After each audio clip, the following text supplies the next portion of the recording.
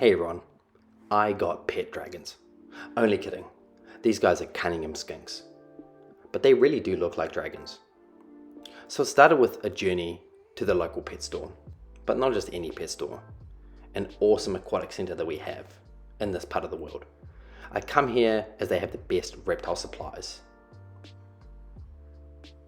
I do get very distracted by all the aquariums. But like I said, awesome reptile supplies. The perfect spot to get anything I need. Heat lamps, hides, calcium, and of course a terrarium. Spot the gecko here. That's Ike, my morph leopard gecko, but that's just for attention. Now this is my first ever Cunningham skink pair, and these guys are incredible animals. This is a pair and they're just over a year old.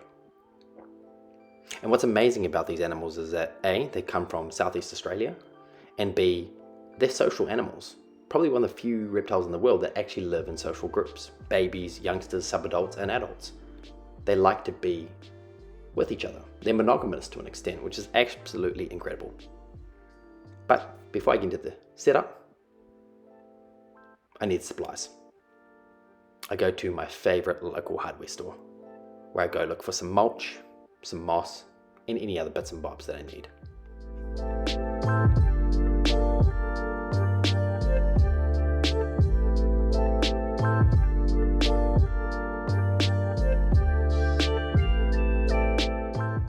Now with reptiles, you need heat lamps, you need lighting, you need all the necessities. So I've got a floodlight for heat, so it's going to be their basking area in my mind, and a Pro T5 UV beaker. They're going to need UVB. They're inside until spring, and then they're going to go outside. The breeder gave me bonus locusts, and I thought this is an awesome little addition. Just keeps them fed for a few days. Now this is going to be the most exciting unboxing video. Also, I was super excited to get these guys. Drove like an absolute grandma on the way home, making sure these guys are okay. Now it's cold in this part of the world right now. It's our winter, so these guys haven't cooled down, but they were pretty slow just because they had witnessed some cold weather for a while. But let's get this thing set up.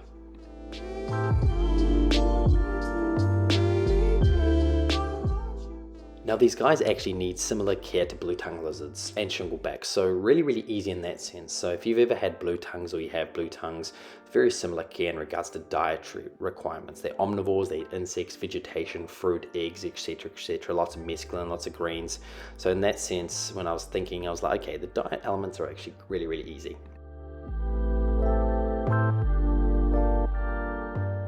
Now this terrarium is only 90 centimeters long, and these lizards get to about 30 to 40 centimeters in length. So it's a very temporary, like I said, till spring. They're going to be in here for a couple of months. I chucked in the heat pad just to give them one area of ambient temperature. Obviously their hot end, which is going to be their basking spot location. And obviously going to get their D3 UVB bulb right across the top, which will give them those essential UV rays during the day. Now these guys need a 12-hour day to night cycle to stimulate that metabolism, stimulate that natural stimulus that they need.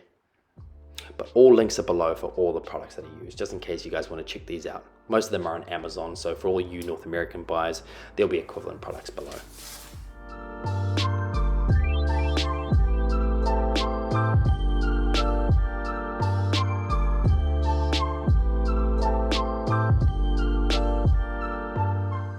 Let's get that substrate in. I got a mix of fernwood, which is our native fern mix here in New Zealand. Really good to encourage digging, and really good for even if you want to have a bioactive enclosure. But I love it. It's soft. It's really good for them, like I said, digging. Really easy to play with. I also added a bit of mulch for some texture, kind of replicating a woodland environment. Let's get these guys in. Now, first, before I added everything in, I wanted to get these guys in just to see, making sure they were healthy. A quick little visual health check.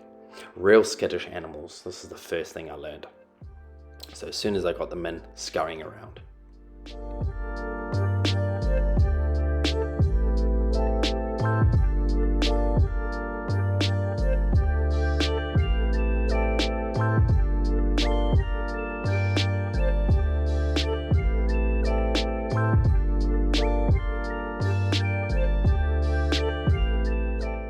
Now to the hardscape, the schist, the rock, the slate.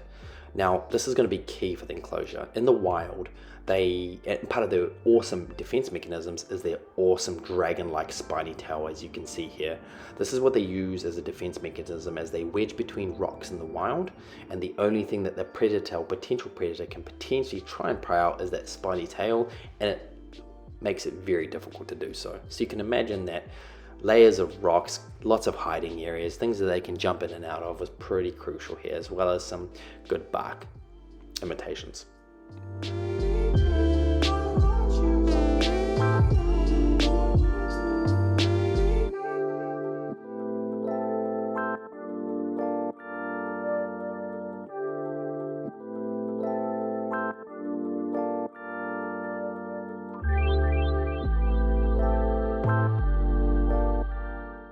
And the final addition was a nice big piece of wood that I wanted to get in there in the background just to give them some elevation. Now, they are more terrestrial in nature, so I didn't need any like climbing elements for them, no arboreal elements, but it was good to get something more that they can hide underneath as well as use and climb on top.